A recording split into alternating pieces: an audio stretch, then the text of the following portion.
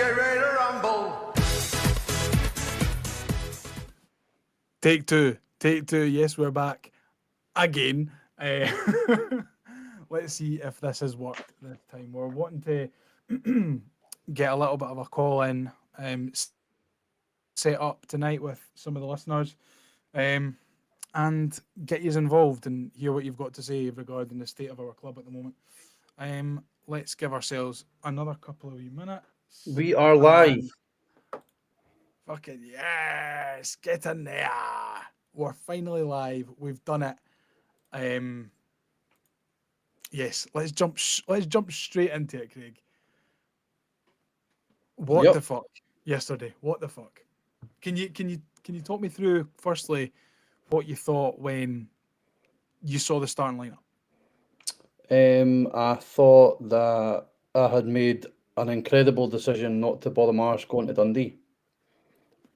Was my initial thought. I don't. Obviously disappointing that is a man with great knowledge there. What a comment to you, sir. Ball knowledge, Craig. I know the Egg Potato being injured is probably not what we wanted to see. But that midfield again, man, fuck me. I know. Like, it's really poor. Yeah, very, very poor. So I wasn't expecting much, but then in fairness, we actually started really well. Mm-hmm. I know we scored within the first, what was it, minute 12, minute 13 or something, that Cadden scored. But it wasn't as if it was we punted the ball out, pressed them high, and then just like sclaffed it in. We actually worked the ball well for a good 45, 50 seconds. And then eventually, obviously, Ellie does some good work, then the line plays a beat in, and then it's a pretty poor cross in fairness, but Cadden reacted quickest to it and got onto it before any Dundee players, and I thought that was a real, we've heard in the last couple of weeks that this is a right, we need, they're playing for the manager, they need to put things right, we need to do things right, blah, blah, blah. Well, I actually thought that first, up until the sending off, really, that we kind of started to see what we've wanted to see for this Hibs team for quite a while. It's actually a bit sad to think that, because that was 10 minutes. That was 10 minutes of 13 games in the league so far this season that we've played half decent. And I do agree. I mean, but that kind of performance wouldn't have lasted for 90 minutes. No, it wouldn't have. But 11 men or not. It's a good. I mean, when you look at the St Mirren game with the first half, we were absolutely fucking chronic. Like we were so bad. We wouldn't have expected to keep that up for 90 minutes. I mean, obviously the sending off changes it completely. Mm-hmm. But we've not really seen that for a David Gray Hibs team yet. And it was a right good way to start the game. They actually showed that they were energetic, they were working like fuck, they wanted the ball. Like, that was the thing as well, they were wanting the ball. Yep. Players were actually wanting the ball, and then obviously the red card happens and it just regresses. Just regresses to the means that we've seen since the start of the season. Yeah. Talk to us about the red card, Craig. Just while I'm getting these other things sorted out with the live. Talk to us about the red card. Initial thoughts? I thought it was a bad one. Mm-hmm. Just with the way that the touch was taken and the lunge in, and the way the Dundee player reacted as well. It's no really, like, I know you get players that overreact and whatnot, but that looked like he'd taken a sore one.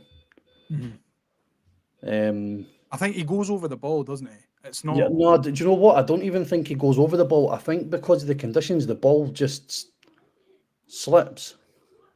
Yeah. The ball just slips, and it's at the point where the contact on the ball is made and it goes out the road. It's Silla's ankle that's kind of taking the brunt of Obita's boot. Obviously, there's no malice in it, but yeah, it's another. I mean, it's almost a near carbon copy of Joe Newell's second yellow at Tannadice that, Yep. in retrospect, should have actually been given as a red because Yeah, agreed. Newell he's went in and it's off the back of such a poor touch as well.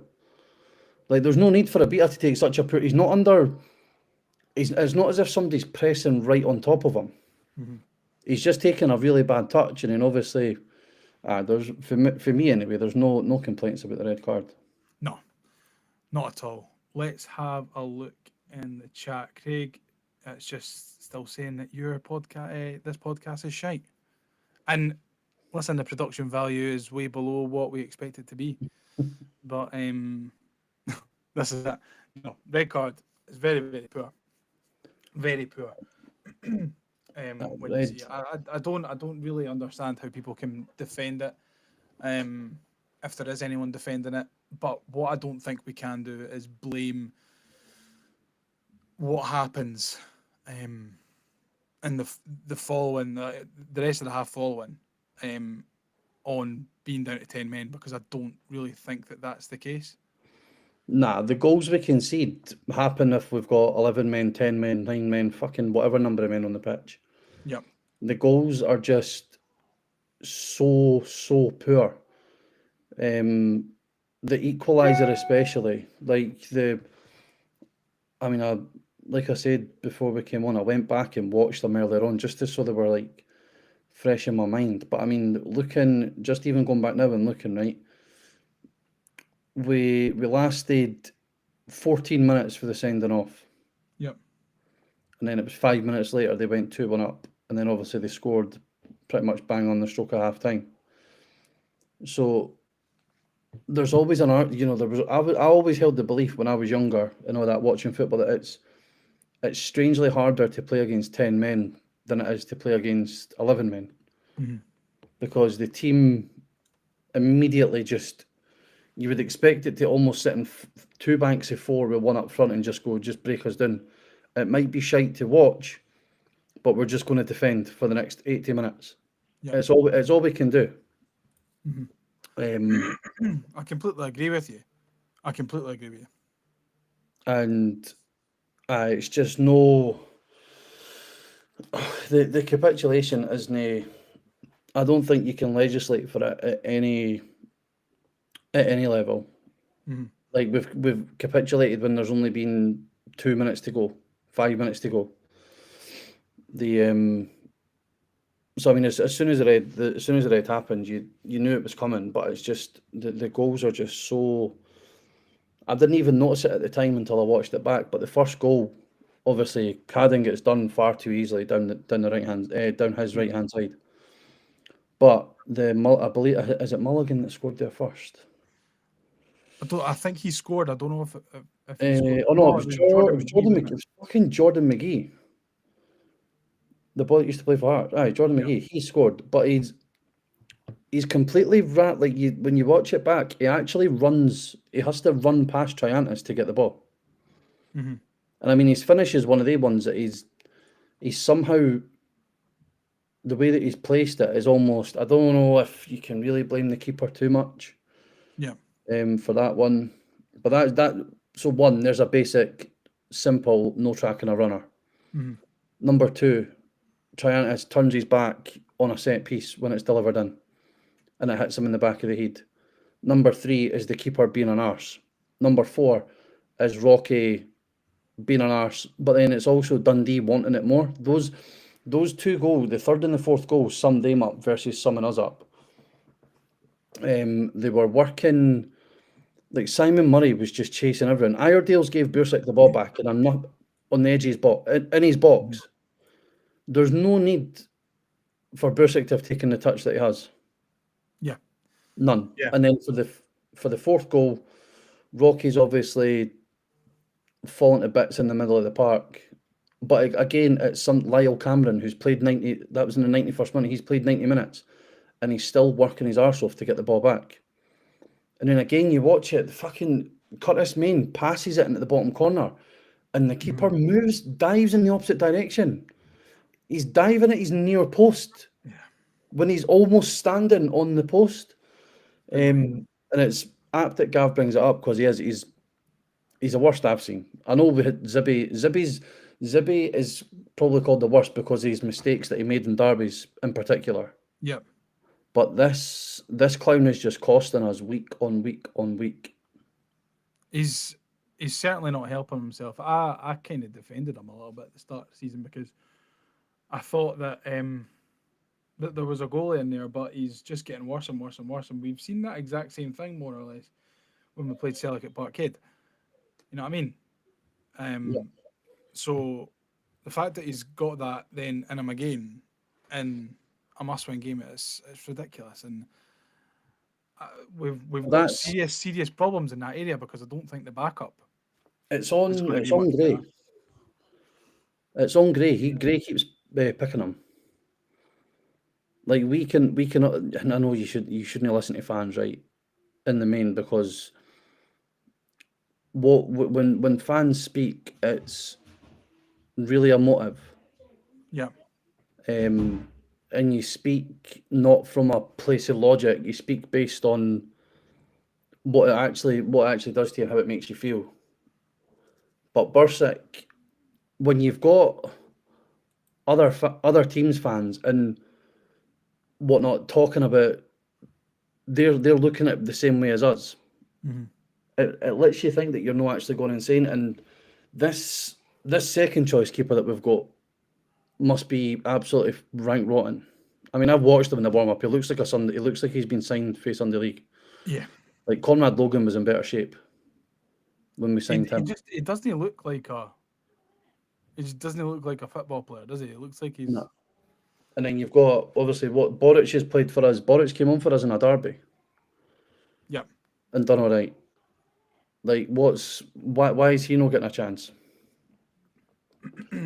Yeah. So, it's so many things like Gray's scattergun selection tombola as well. Like you go back, Josh Campbell in for the start last night, not been seen for weeks. Harry McCurdy was brought on early-ish against St Mirren. I think it was St Mirren or maybe the game before. Now he's out the squad again. Rudy started the season really well, not been seen for weeks. Ken, the two Cadins, especially Nicky, getting subbed off last night as well. And Gray came out after the game and said it was a tactical change to stop crosses. Yet Dundee just kept putting fucking crosses into the box. Yeah. Exactly. So Exactly. it's Okay, so what we'll do very now worrying. is we're going to see if we can get somebody in. If someone can call, we'll try and figure out how that works. So you can call by clicking the link in the description on YouTube. I think you need to create a Riverside account, and you'll be able to get in that way. So if there's anyone watching on the Riverside at the moment who wants to have a quick chat with us, then let us know, and we'll try and figure out a way to get you on. In the meantime, we've got K Rob. I think this is Keith. Keith.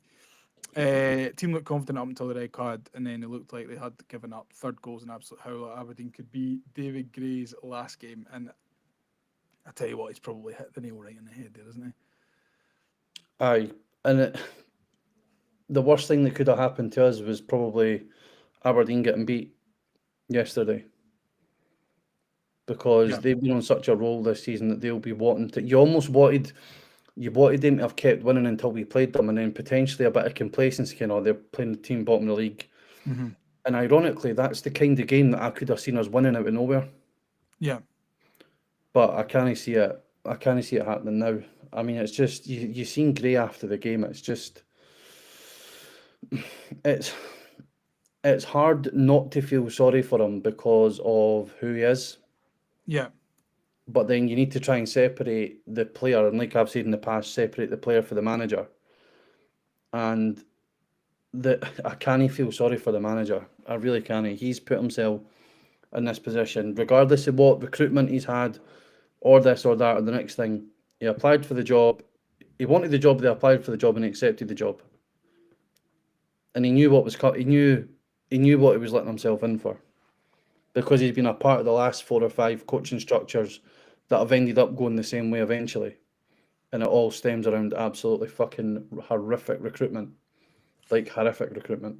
Do you genuinely think though that Aberdeen, if we get beat on Tuesday, it could be his last game? It should be. When you think about how good Aberdeen have been this season.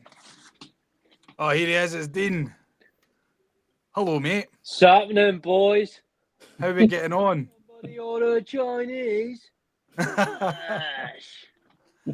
How's things, mate? Good to see you. All right. You enjoyed the game yesterday?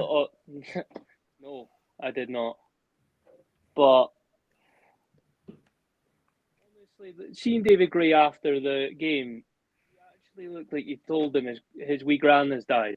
Like, honestly, he just so devastated. He's trying. You can see he's trying, but of course he is. You know, we cannot. It's going no direction. As one of you boys touched on, it's like a tombola of players. He's like, well, screw it. You'll do today. We sign the likes of Luke Amos with a good pedigree behind him. He doesn't even get looked at. Yeah. Mariah Welsh, what he got? Did he get 30 minutes in a game? The derby. Jake Doyle Hayes, he's appeared out of nowhere and now he's disappeared again. You know, it screams panic stations to me. He's got no philosophy behind him, and I know that word's a rubbish word, but there's just no direction we're going in other than we're getting worse. Yeah, I think you look at the game yesterday, Dean. Were you there? No. I live an all-round trip, 10 hours away. Oh, well, probably just so as well. I go to quite a lot of the games. Maybe eight a year. I mean, it's painful. It's pain. Like, I went to that Hearts game, and for 75 minutes, I actually believed we were going to win. And then I think that's the curse, though, isn't it? Really, when you look at it and we play well for a wee while and then sort of throw it in towards the end. Like my local team is Ross County, and that's two hours away. Oh, is it? To go a cold 2 hours down there. Mm. The likes of Yandanda score last minute. So let's talk about Tuesday, Dean. What are you expecting to see from the team?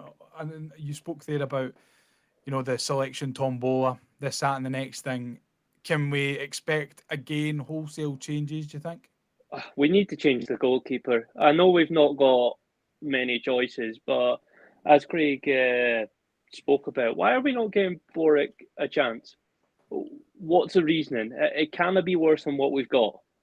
He is single-handedly the worst goalkeeper I've seen for us. So bad. He cannot catch, he cannot dive, he cannot kick. The likes of Luke Amos. Why is he not getting a look in? Yeah. Dylan Levitt. I don't know if Luke Amos would be very good in goals, but no, not in goals. But you ken what I mean. Like, we keep on using the same stuff, and it's going nowhere. We're getting worse. But goalkeeper, definitely. I don't know why we signed Jordan Smith. He does. He looks like a dad that's playing in the over 40s. He just doesn't. I think he's probably just one of these ones. We've had a few in the past. You think he's just kind of fill in a space. Aye, the ones that are just happy to be second choice. It's striking. What strikes me about Hibs and Hibs is that Mick McCarthy meme when somebody asks him, "It can't get any worse, can it?" And he goes, "No, it can. No, it can." That's how it feels. Every single week, it feels like just a slap to the fans. Yeah. And then you go. I don't know if you watched the Joe Neal interview after the game. Just. It sums it up. The players are just lost all confidence. You have not interested. Complete lack of fight. Just before we let you go, Dean, what I kind of get your thoughts on the kind of the chat surrounding Ellie at the moment. Obviously, that video of him doing keepy uppies after a beat is sent off. I feel like our problems are much bigger than Ellie and keeping the ball moving whilst there's a break in play. But what were your thoughts on it and how it's been analysed and critiqued?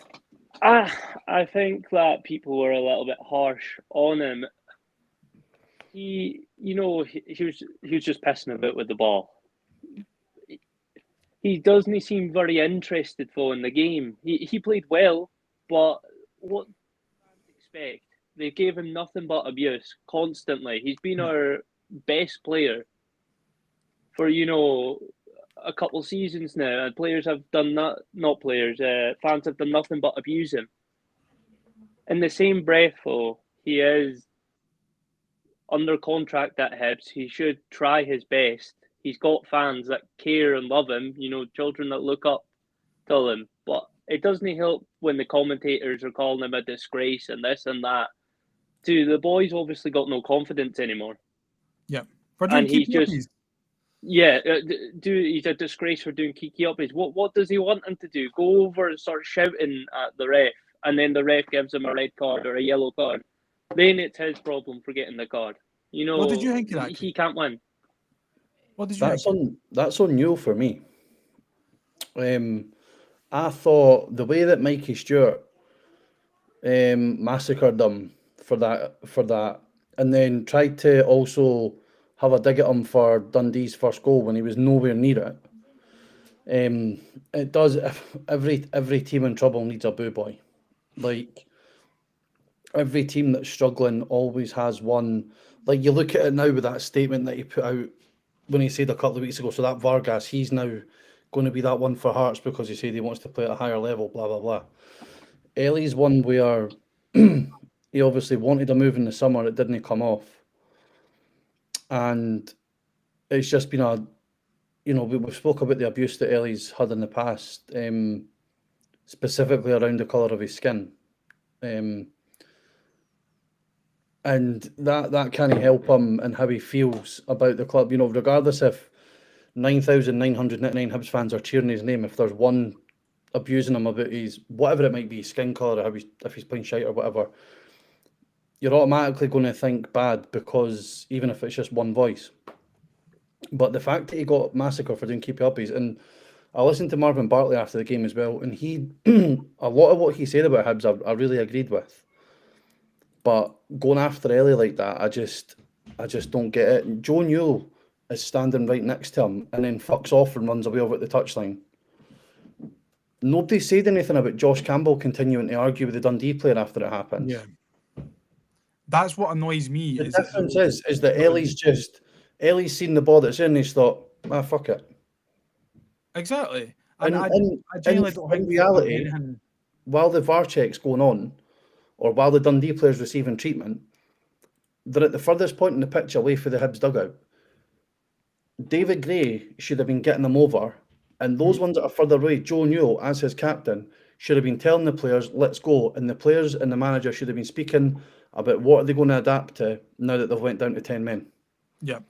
But that didn't happen. None of it happened. See, Dean, I don't know if you saw on Twitter, but all the comments from Marvin Bartley after the game, kind of defending what he'd said and saying that it's a disgrace that he was doing it. But what Craig mentions there, why isn't Newell grabbing them by the scruff of the neck?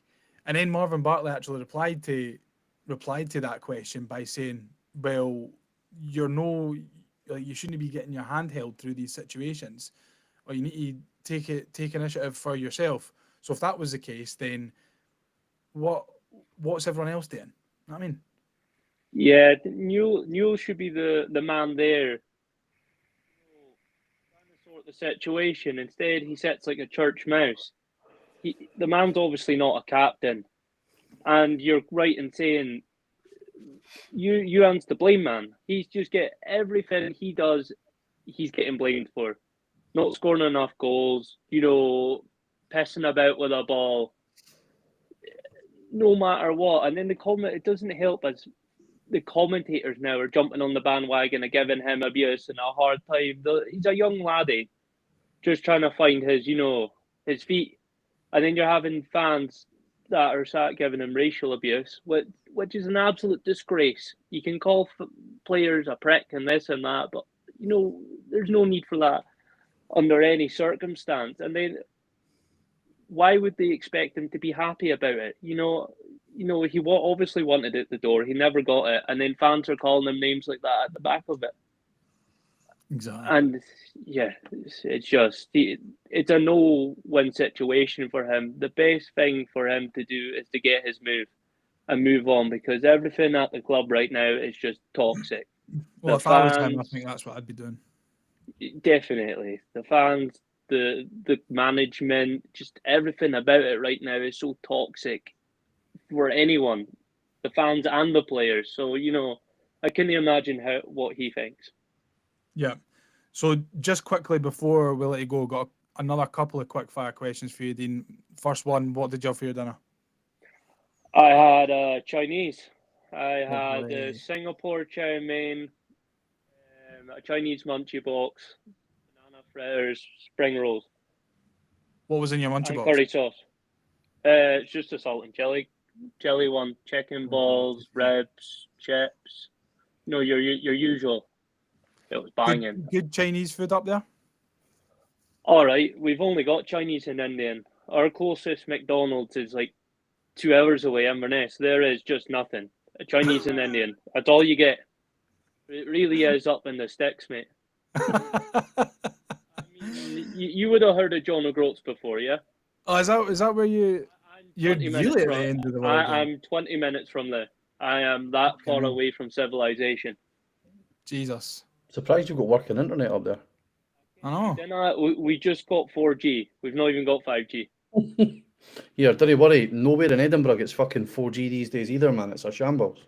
I've actually got 4G right now, I think, on my phone. Have you ever seen one of them, Dean? It's iPhone. Oh, I've never seen one of them. I've heard of them. And finally, Dean, if Dave Gray gets the boot after Tuesday, if we get beat, who do you want in as his replacement? I don't know. I feel like no matter who you put in, you've got all those donkeys. What can you do? Yeah. I'm not going to like the answer. Neil Francis Lennon, all the way. Just for the shits and giggles. Hey guys, if we're going to consign ourselves to relegation now, yeah, may as well do it and laugh. Why not have a laugh? Why not have a laugh in the meantime? I've got a picture for both of you before I go. Go on then. Right. What's the most overrated Hibs top in your opinion, and what's your favourite? Most overrated? So one that everyone loves, but you think shite. We're the wrong people to ask because Sean's expecting Sean Corrigan to be here. I wore his top and everything for him to come. I know. But he He'll never be even loving came. that as well. So saucy on the back and everything. Oh, but he was nowhere to be seen. I don't know what he does on Sunday nights. Overrated. So most overrated top, the one that you think, everyone loves it, and I think the 2016 Cup final one. 26. Overrated. For example, everyone loves that one. Yeah, but is it? You know what? Right, that's the one that initially came to mind for me, but I can't agree with it. You can. I don't know. I think the 2016 top that we won the cup in is overrated because it's just a template. This is boring. It's clean. Well, actually, do you know what the thank you NHS one? I like that one. That was pretty shite. I have to disagree. I think the NHS one's lovely. And then, what was your other question, Dean? So it was most overrated, and then your favourite. My favourite has got to be 96, 98 away. Purple one. My favourite is the yellow one, the one with the centralised badge. What is it? The Coq Sportif. Aye. 02, 03-ish. 03, 04, I think. Carlsberg. We had it the following season. Yeah. Actually, hold on. Wait till I lift my bed up. I've got it. I've got it somewhere. That's the one that you said was shite. I love that one, eh? I really like that one. There's a purple one of it too that I thought was fucking banging. Oh no, I didn't like that one. The away one that was used as a goalie top that year. That one. Aye, that was shite. You mean that one, but in yellow? Yes. Right. Have I got? Oh, I've not got that one in yellow. I've actually got two of them. I've got a came the short got sleeve one of and a it. long sleeved. Actually, tell you what, here's an underrated one. Oh wait, hold yourself there. There's a I'm no for. I didn't like that, eh? Do some back on that one there. very underrated. It's a horrible material, that. See what's an underrated fucking top? Is this one, in my opinion. The white one. You can't really go wrong with a white Hibs top, though, eh? No bad collection you've got there, mate. I know. Aye, I've got quite a lot of tops. Nothing else to spend your money on apart from Chinese and I Indians can. up there. I see what you mean. If we didn't win the cup in that top, it would Nah, just be another Hibs top. Nah, that's a cracker, that. Nah, I don't know. I think I've just got to be controversial as I can be. Well, Dean, it's been an absolute pleasure talking to you, mate. Well, thank you, boys. And seeing your shirt collection. That's it. Sean what else to collect up here. Sean will be furiously hammering away when he sees this. Oh, he won't have, eh? But, thank you for having me on, boys. I love the podcast. Been listening man, mate, I to Craig's that. Burning since number 45. So so you've only heard them in a handful of episodes then. You've only heard me a couple of times. Yeah, only about 4. Well, good. It's good to hear, mate. Honestly, we really appreciate that. And cheers for joining us tonight. See you in a bit, mate. Thank you. Easy, mate. What a lovely man. What a lovely man. Didn't expect it to turn into a fashion show, like, but I'll tell you what. I mean, I quite enjoyed it. It took my mind off the football for a wee minute. Aye. If anyone else wants to get involved, the link, we put it in the chat. What have we got here? Let's catch up on the comments. We've got James. Evening, lads. How's it going? Not too bad, James. How are you? And then we've got James saying, enjoy the game yesterday. I enjoyed Man City Spurs that I changed over to after 2-1. You would have enjoyed that one as well, Craig. Aye. Wasn't it a total washout for my teams this weekend? Shame I had to completely miss it to watch that shower of shite instead. Well, you didn't have to. You didn't have to. No, but I can't not watch my own team when my pretendy English team are playing. That's not really great. Do you call Spurs we? No, I don't. That's why I take umbrage to Billy when he speaks about the Jets and all that. You can't say we. Like, it's only Hibs in Scotland that are acceptable for we. Nothing else. Well, I don't mind that. I think. What about like teams from another sport? No, that's still, you can't call them we. Like, I like the, having been to MSG in March, I like the Knicks. Yeah. But I would never refer to them as, we beat the Celtics or we beat the Red Bulls. We got a big game. Aye, same with the Eagles. The Eagles are playing the Rams, or is it the Rams or the Chargers? That's what I don't even know. They're playing one of them tonight at 1:20, and I said to Emma, I was like, the Eagles are on the night. I would never say we are playing the fucking Chargers tonight. Welcome to the Hotel California. I've kind of lost my way with the NFL a little bit, to be honest. I still stick Red Zone on Red Zone's class. Aye. But nah, other than that, I don't subscribe to the we. Well, it's the Jets. It's the Jets that I like because I've been to New York. But it's just not. I don't know. Even though the Jets play in Jersey. James says you can only say we if it's a local team to you. Does that count for Scotland as well? Why? Scotland's your country. We're Scottish, so it's. See, people sometimes take like bump their gums a wee bit when like they don't follow football that much, and they say, "Oh, why are you saying we? Why are you saying us and stuff?" Like you don't play for that team. Yeah, I tend not to speak to people that don't like football too much. I don't think you can actually trust people who don't like football, No, men I don't. especially. I don't think you can trust them. I don't think you can trust them. Not to be trusted. Wow. No. We've got the link in the chat if anyone wants to jump in and give us a quick call. Craig, did you see what you had for your dinner? No, I didn't. I had macaroni. The macaroni. Tinned? No, homemade. Homemade. Yep. Emma seen a recipe on Did you something. have chips, scarlet bread? Nah, just a big old fucking bowl of pasta. Wow. Things you love to see. Was it good though? It was. It was. It was one of the ones where she's made it from scratch, and she keeps. Is it? Do you like it? Do you like it? And I was like, it's fine. Like it was nice. I enjoyed it. Like, Aye, it was okay. but we'd been out earlier and we never ate until late, so I was having it on the back of having a coronation chicken panini. So the portion size that I would normally have wasn't as big as it should have been. Yeah. Sean says, "Wow, I didn't know that Donald Trump joined the fun." Wow. Sean, did you get here in time for Dean talking and showing us his extensive shirt collection? What else? What else have we got? This isn't refreshing. This isn't refreshing.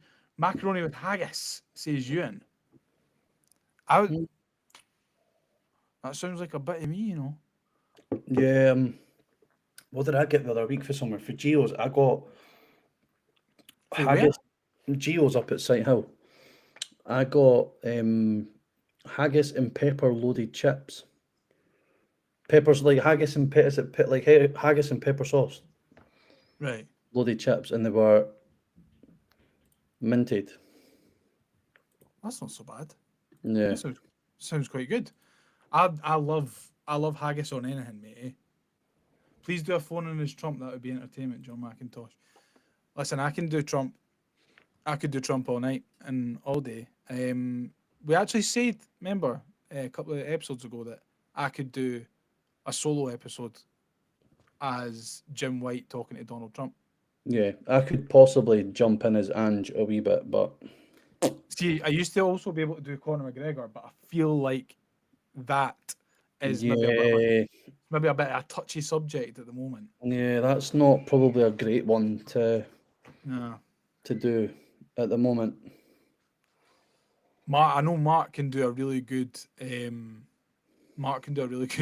Sir Alex Ferguson, but not like a Sir Alex Ferguson giving a halftime team talk or giving a post-match interview. Like a Sir Alex Ferguson when he's drunk, he can do a really good. I'm sure he done that, but maybe it has actually. It was like this is a boy. When I click the link, it takes me to Liam and Craig. Right, let me just pop another link in the chat, guys, and then hopefully this one will work and you can get involved. Right, have a click on that one and see if that one works. Dean says, "Cheers for having me on, boys. Keep up the good work. I will never forgive you, Sean." And I think that is merited, to be honest. Do you? Yeah. Yeah, I think, I would never forgive Sean either, if I'm being totally honest. No. Hello, Ian. How are we? Hello. How you getting on, mate? Not too bad, mate. How are you? Yeah, not bad, not bad. Thanks for joining us this evening. Hey, there you are. Yes, look at the coat. Actually, Ian messaged us earlier on the Facebook, and I let him know that I actually saw him on Premier Sports last night with that coat on. So you're a celebrity, Ian. So any chance we can have your autograph? Of course you can, mate. If you next time you see me at Easter Road, you can, aye. So let us know your thoughts about the game last night. You were there. None of us were. Shambles. Yeah. What did you think of the starting lineup initially? I thought the starting lineup was from this is a carbon copy from the game against St Mirren. Yeah. Poor selection though. Again, you look at players like Josh Campbell, who's no kicked a ball in however long, and then is able to come right back into the side when there's players like Jake Doyle Hayes and Nathan Mariah Welsh that Craig said earlier on that have been on the fringes and even getting minutes on the park, and then they're nowhere to be seen again. Did it kind of baffle you a little bit? Definitely, mate. But I mean, Craig's spot on, and I have to say one thing about Craig. I mean, like Craig's amazing. I've kept him for a while. You've I think no Craig for a while. we worked with each other, Craig. Is that right? But what Tesco. year was this? 2024. I didn't even count you back then, but you're a Hibs daft back then, so I just like this 17 guy's years ago. cool. Yeah, I'm so sorry that you've known him for a while, Ian. That's a shame. Nah, Craig's sound. He sounds as a pound, mate. So he is like. I'll take your word for that. But going back to the Dundee game, I mean, like, it's an absolute farce, man. I mean, like, we've got the players there who want to, we've got the players to play football, but then none of them want to do it. Yeah. What did you think of the first 10 minutes before Jordan Beater gets sent off? Brilliant, absolutely brilliant. Hibs looked like they wanted to go for the game, but then when we went one up, it's just like. Again, the shut off, and then the team come at us. Mm-hmm. Do you think that the capitulation towards the end of the first half is completely down to the red card, or do you think it maybe just took Dundee a little bit longer to get themselves into their stride? I think it just took Dundee a little bit stronger to get back in their stride anyway. If Hibs went two up, but I think Hibs done the night where came back to one like they did in 1-3-2. Yeah, I mean, it's difficult at the moment, Ian, isn't it? To be a Hibs fan, it's difficult to kind of keep the faith, and obviously we've got Aberdeen on Tuesday, team who are flying. I know they got beat yesterday, but you look at their results this season, and they're the only team really that's up there challenging Celtic at the top end of the table. Do you think our fortunes can turn on Tuesday? Nah, no. After Aberdeen getting beat for St Mirren last night, I think that they'll come to East Road and just show the different how good they are. It'll piss them off that they got beat. Well, here's another thing as well, guys. As well, like Aberdeen will do the same thing what they've done under Nick Montgomery. They'll come to East Road and just sack David Gray. Yeah, I mean it's a very real possibility. Do you think that if we don't get a positive result on Tuesday night, he'll be gone? It doesn't look good for him now. It doesn't look good for him because all the Hibs fans were going mental in the Dundee Hibs end. Actually, can you tell us a little bit about that? How it went at the end of the game, because we didn't see any pictures of the Hibs players or David Gray at the end of the game, and what the reception was like from the fans that were left. I take it that there wasn't an awful lot that were there at 90 minutes. I stayed because like I wanted to show like my support to the team, but again, I want to applaud them, but I feel like they didn't deserve they didn't deserve it. I mean, they're not fighting for the jersey. They're not fighting for the for us fans who are taking the journey to go to the away game. And especially the fog and the night, the cold air. Mm-hmm. Yeah, it's difficult, really, as supporters at the moment to kind of get yourself up for it, Craig. I know you weren't there, but are you going to bother going along on Tuesday night? I probably will, to be honest. I've paid for my season ticket, so I'm going to use it. Yeah. But I'm not looking forward to it. Yeah, that'll be great. Like I've already said, the worst thing that could have happened for us was St Mirren beating them yesterday, because now they'll want to bounce back and show that that was just a one-off. So, I know I'll go. Might as well. Fucking nothing else to do. This is it. Might be freezing. Ian, just before we let you go, one question for you, one question only. What did you have for your dinner? I had a steak pie. Steak pie with chips? I would chips, yeah. With gravy? Nah, no gravy, not just steak pie and chips. Come on, Ian. No gravy? Needs to be mash as well, mate. You can't be having chips with a steak pie. Fuck that. Nah. Sorry, I'd have chips with a steak pie. I'd have chips before mash with a steak pie. Actually. Nah, well, but you're a strange guy. Listen, there's absolutely no debating that. There's no debating that whatsoever. No. Ian, thank you so much for joining us. It's been a pleasure talking to you, mate. But before I go, just to get your guys' reaction about Nicky Cadden and Chris Cadden coming off. I was watching it on the telly yesterday, and I didn't see it at the time because I was giving the wee man a bath, and I just seen Craig putting in the group chat, "Can't believe the Caddens have come off," and I thought he was taking the piss. And then when I got back through, it was half time. Oh, there we go. Allow the camera. Oh, there we go. Hey. Come on. Right, guys, I'll let you go. But thanks so much for having me on, guys. Thank you. Right, Cheers, mate. Ian. Thanks for joining us. Man. Catch you, Craig. Bye, man. Yeah, mate. Hello, Ewan. You are next in. Hiya, how you doing, boys? All right? Oh, good, All right, mate. mate. Oh, good. How are you? Had better weekends, obviously. It's a tough time to be a Hibs fan at the moment, isn't it? It is. I just feel like I'm trying to be doom and gloom, but I feel like it's a rinse and repeat of 10 years ago. It does feel a lot like that. It's the toxicity at the moment. Aye. That's getting me. Were you Bad up there? decision making. People above obviously people boardroom level, not got a clue what they're doing. Signings that didn't care. It's like I've seen this. Like I want to be wrong, and I didn't want to be the old negativity. Everyone calls me a pessimist, but I've seen this coming for the last couple of years. Yeah. And I think. Sorry, on you go. No. I was just going to say. I think it's fair. It's a very fair assessment especially to compare this to, the 2013-14 season. Obviously when we go down.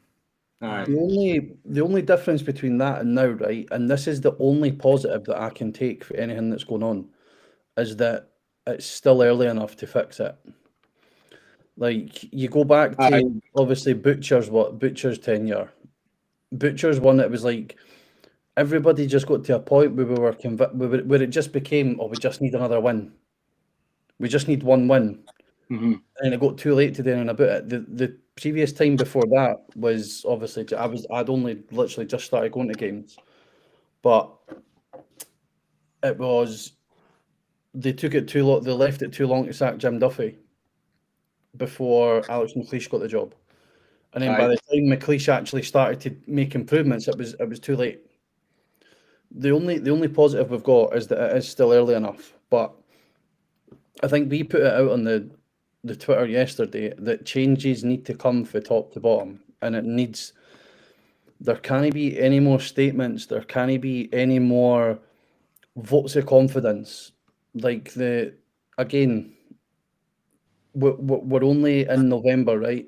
So there is, if we can somehow go on a run where we can be undefeated for say 4 or 5 games and pick up even 2 wins in that time frame, that's still 7 points. We're only 4 points off 10th, I think it is just now, as it stands. So it is still early enough to know go down the route of relegation, but there needs to be changes happening, and I think you need to look at the quality of the teams that are around us as well.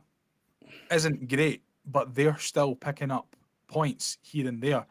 I mean, at the moment, you would probably look at St Johnstone, Kelly, Ross County is probably our main rivals at the moment. Hearts are going to get themselves out of this slump. You know they will. Were you up there yesterday, Ian? Aye.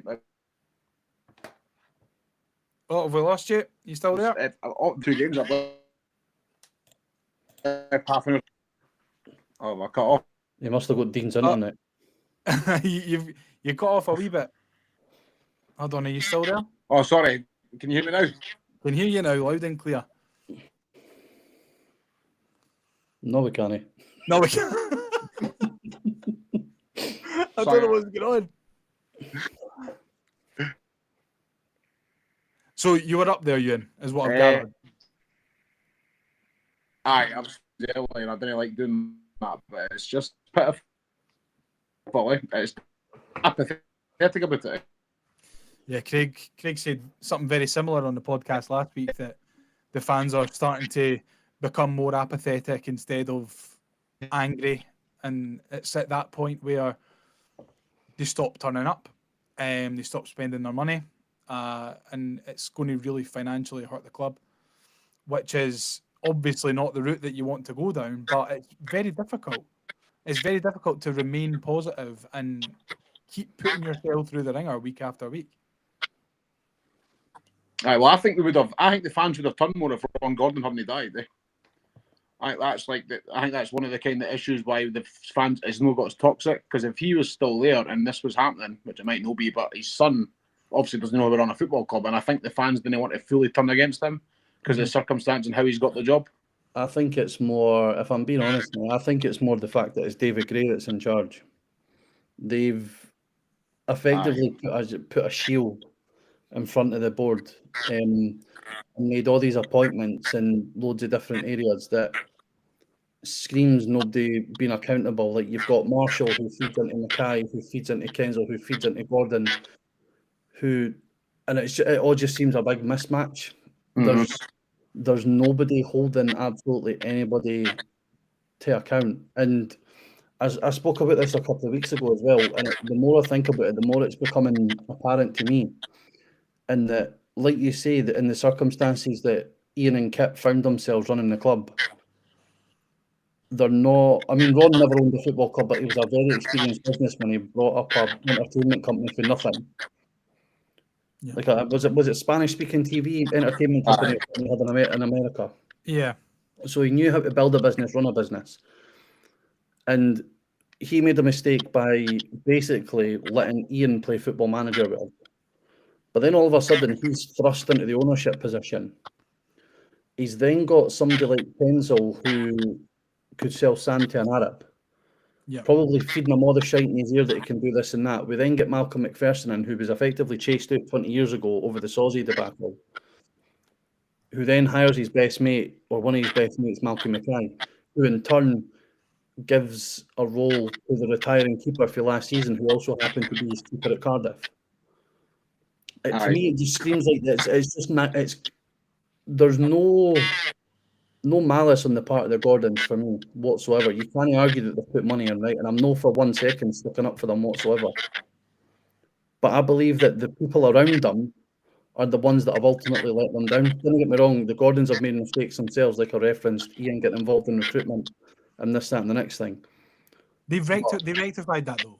No, they didn't. They didn't. Like, they might have said they did, but they didn't. It's pretty clear that Ian's had his paws all over the footballing side for a lot longer than what any of us want to believe.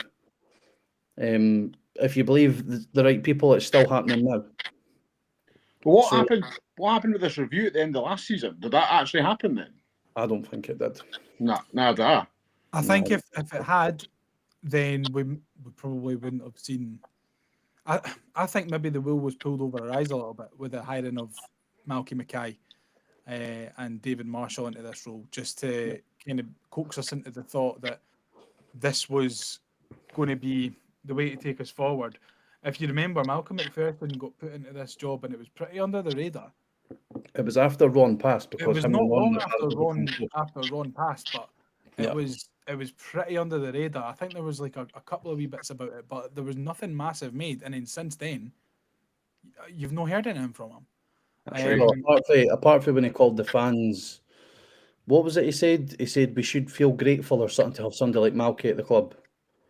The level of abuse he's taken is unwarranted. I mean, you can speak for days, right, about Malky Mackay's past off the park and what he done, right?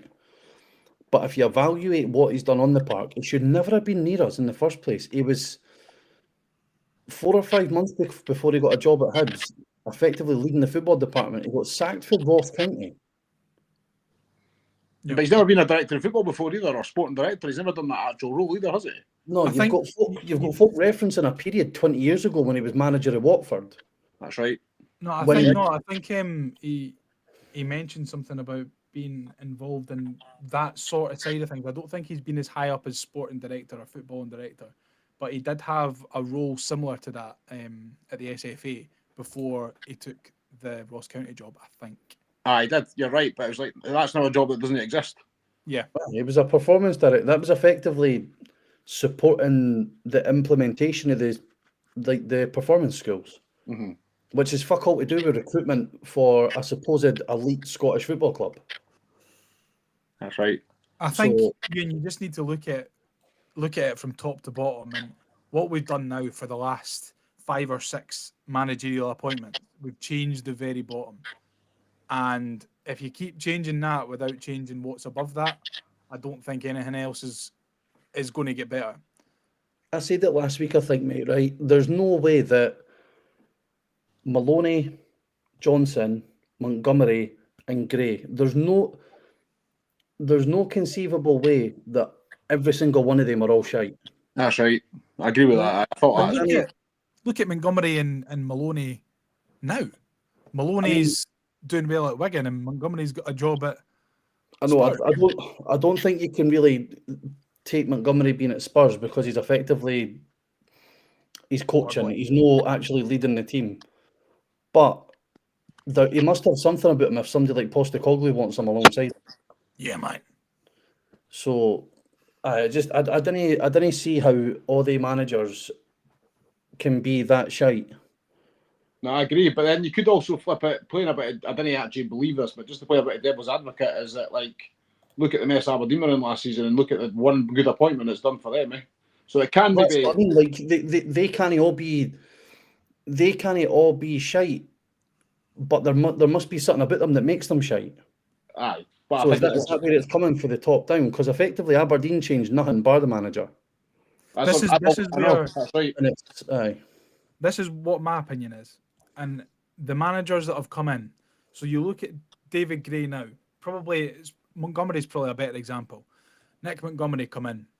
And before he even signed one player or went into a training session, he had players on the books that were signed 3, 4, 5 managers ago. That have all been heavily involved, some of them nowhere near good enough, and they never get to take the brunt of that because the manager's always gone in 6 months, so they're always getting a clean slate every 6 months. So it's such a difficult position that we're in because the squad isn't good enough. The manager's not good enough, and the people who are above the manager aren't good enough. Look at this. So when we beat Rangers at Hampden, right? That was what, November 2021. Yeah. So 3 years yesterday. 3 years and 5 managers ago, right? Fucking hell. 3 of that midfield that started: Campbell, Newell, and Doyle Hayes. All 3 of them started that day. 2 of them started last night, and there's an argument. In an ideal position, right, you didn't want to be churning the squad every season. You want folk like Hanlon and Stevenson, right, at a club for a long number of time. McGregor was a player at Hibs for what, 4 or 5 years as well. Yeah. Who else have we had? That you can't just keep folk for the case of not having a high turnover if they're not good enough. No, yeah, but that's my point. That Stevenson and Hanlon, right,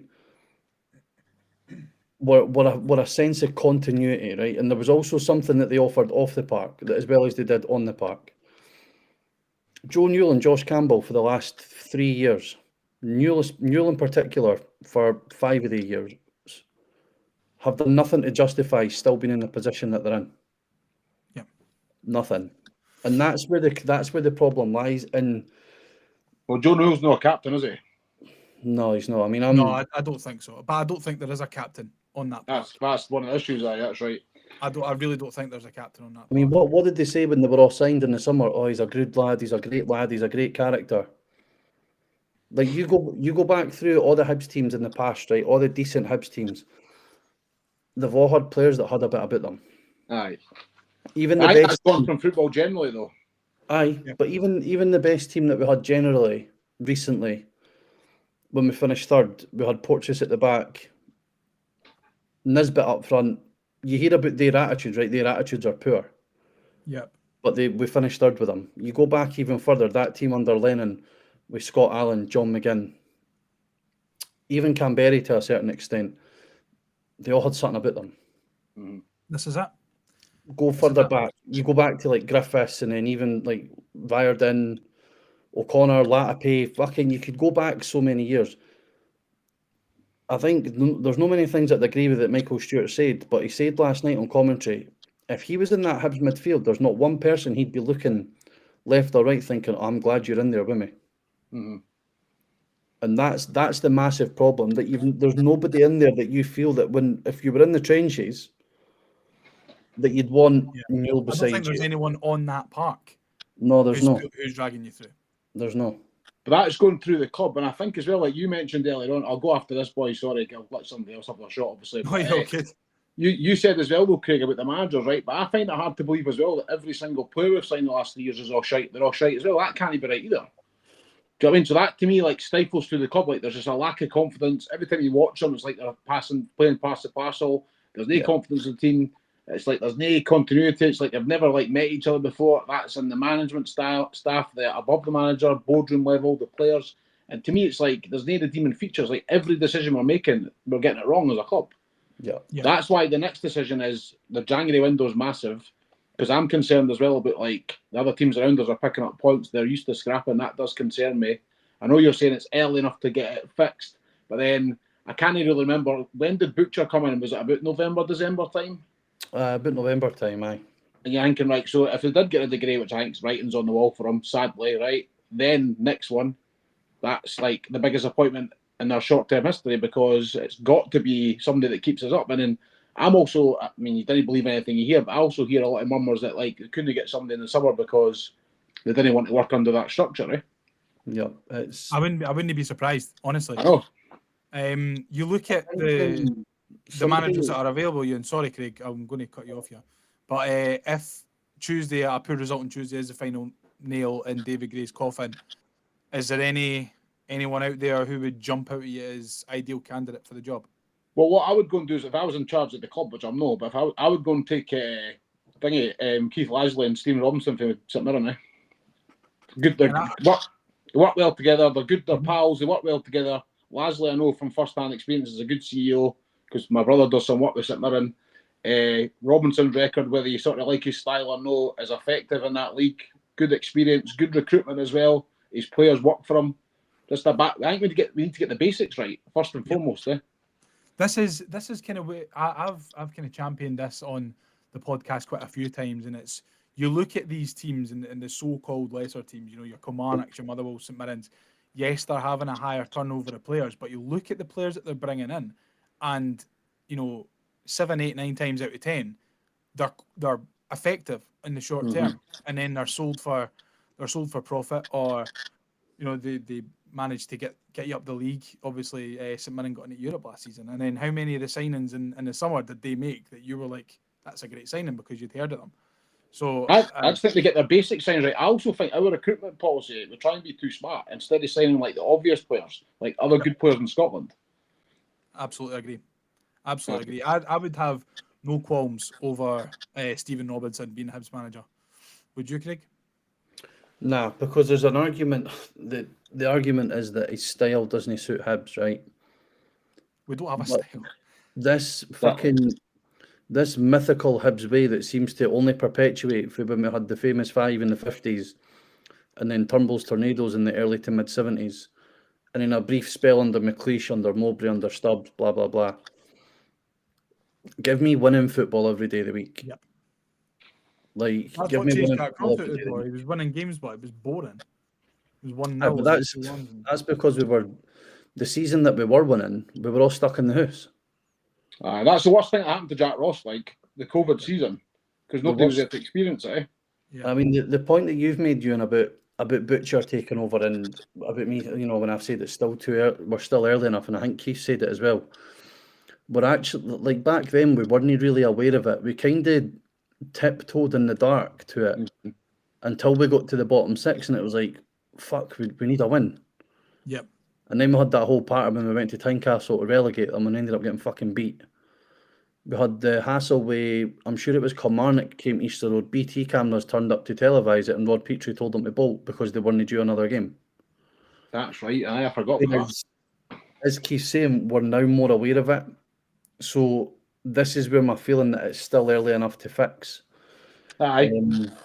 But it needs to be now.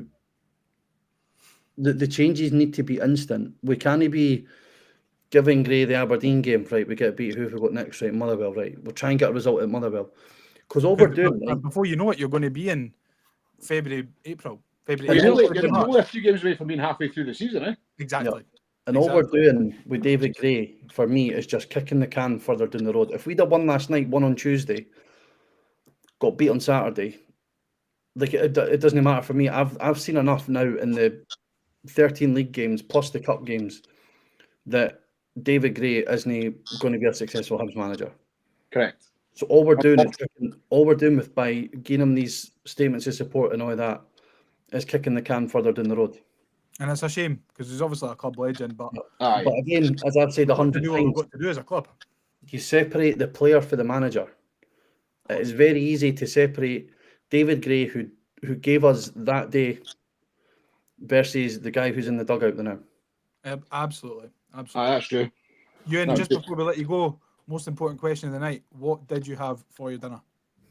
I had a good combo. I had some peri chicken thighs, macaroni with haggis on top, which is why I suggested it earlier, and some Cajun fries as well, with some chipotle mayo. Oh, I think that blows all our dinners out the water. Dynamite combo, like really good. Fucking macaroni and haggis. Honestly, see when you said that earlier on, it works, mate. As long as the haggis is moist. I love it. Absolutely love it. Macaroni and anything really, eh? Aye, you're right. Bacon, chorizo. Aye, great. It's good to be black pudding in that. I've had black pudding in macaroni. That's a good shout as well. Aye, you're right. Aye. Nice. Decent. Well, thanks very much for joining us, Ewan. Really I appreciate it, mate. Appreciate you having me on, and I really enjoy what you do, boys. All the best, all right? Oh, man. Thanks very much, mate. Cheers, guys. Bye. Cheers. Right, we're wrapping up now, so we don't have to let this last one on.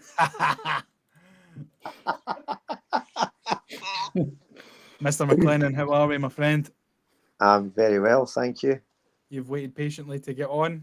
I have indeed. And now you're finally on, which is a shame. And you've not even turned up any super dry on, Colin. What's this all about? I know. Well, it's funny you should mention that because I was in the super dry shop today. Dressing for the occasion. He's obviously getting his Sunday best out, clearly. Come on. I do have a nice wee dram though with me. Oh, do you? In my Hibs dram cup. Your Hibs dram cup. I think maybe you've had a bit dram too glass, much, I think is what I was meant to say. Too much to drink. Well, it's one of those society whiskies, Liam. So. Well, this is an odd situation for me because I was literally just at my dad's house talking about the football and everything. So I know all what he's got to say. So and you know what I had for my tea as well because you had the same. Yeah, I do. I do know what he had for his tea because my mum made us a curry. It was fantastic.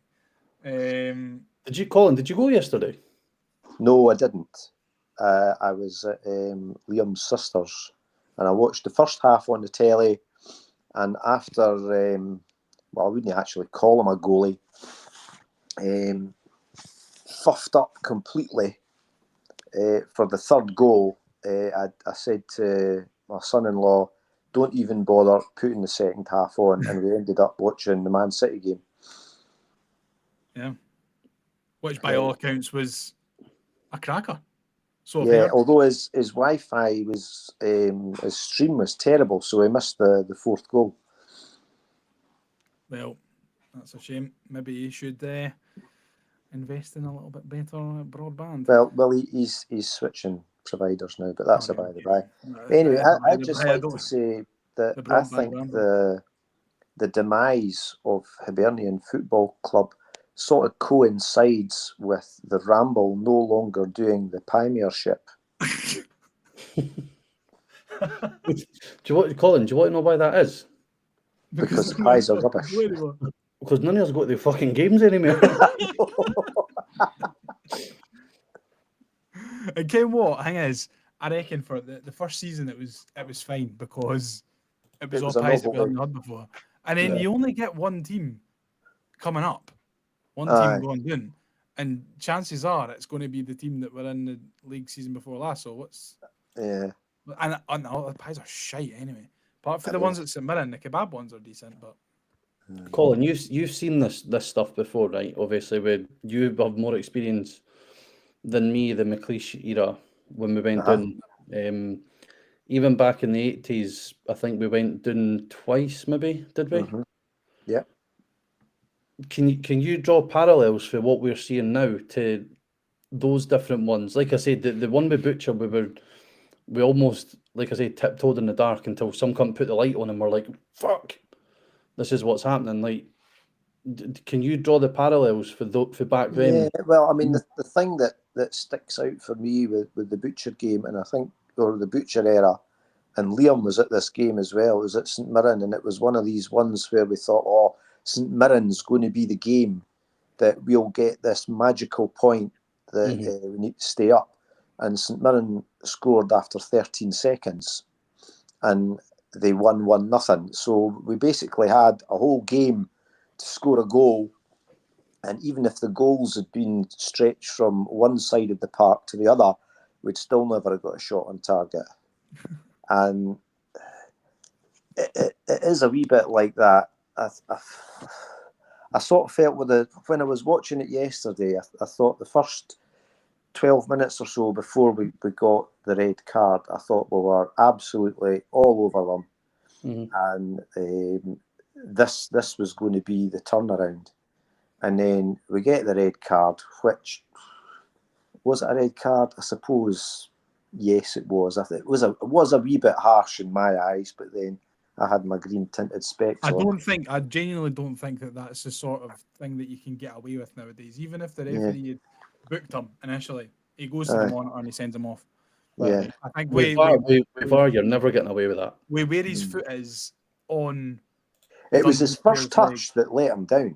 Yeah, his first touch let him down horrendously, and then he has to basically second touch a tackle, and after that, what really surprised me after that was that Gray never made a substitution right away to shore up the defence, and I thought that the red card, just because Dundee hadn't even been in the game, and after the red card, it was just like Dundee. I thought, oh, we've got a chance of given that these are the whipping boys of the league, so let's go and give them a good whipping, which they did. We should have settled. We should, like I said at the start, when you hear about teams going down to 10 men, your natural instinct is for them to drop into two banks of four with a striker and just do what you can. But I think we effectively pushed Ellie through the middle beside Kukurevich and left the flat midfield three, which is where. So even though the tactical change in bringing taking the Caddens off and putting Miller and Iredale on to stop crosses, it doesn't even make a difference because nobody's in front of the fullbacks helping to defend. You're getting over midfield. So it's not great. Like no great at all. It's not great. It was poor. It was very poor. And it's just boring. It's boring now. I'm getting bored of. It's the same thing. It's difficult. I don't know if I can actually put my finger on it, but you sort of go to the games with a bit of optimism to start out with, thinking, this could be the day. This could be the day, and then by the time you leave the ground, you'd have every ounce of life sucked out of you. and you're just depressed for the rest of the weekend. So the only good thing was it was a late kick-off, so you didn't have so much of the weekend to be depressed. I know, but on the flip side, you're waiting all day to then have a miserable night. That's true. That's true. So hopefully on Tuesday, maybe I can't see it happening, to be honest, because I know that despite the fact Aberdeen getting beat yesterday as well, is that going to fire them up more? This is what we said. Ian come on earlier on, and so did Ewan, speaking about Aberdeen, and maybe that St Mirren have probably just pissed them off, and that they're going to come and throw hellfire at us. I mean, from what I've seen from Aberdeen this season, they have been excellent, and to a man, they're better than us all over the park. And then they've got somebody like Nisbet as well, who, despite having a good spell here, will probably be looking to come and score against Hibs. Exactly. If he scores, does he celebrate, Craig? What do you think? Yes, and quite rightly so. I think so. I think he would. Quite rightly so. That's one thing I fucking hate about modern day football. I seen it yesterday when Porro had about 3 training sessions for Man City, and when he scored, he's given it the. He was on their books for about a year, fucking 7 years ago. I hate that. Porro is some player that I'd take him at Hibs. Yeah. But one of the questions you asked earlier on at the first caller is who would you bring in as a manager if David Gray got sacked? And he said Neil Lennon. No way should we have him anywhere near our club.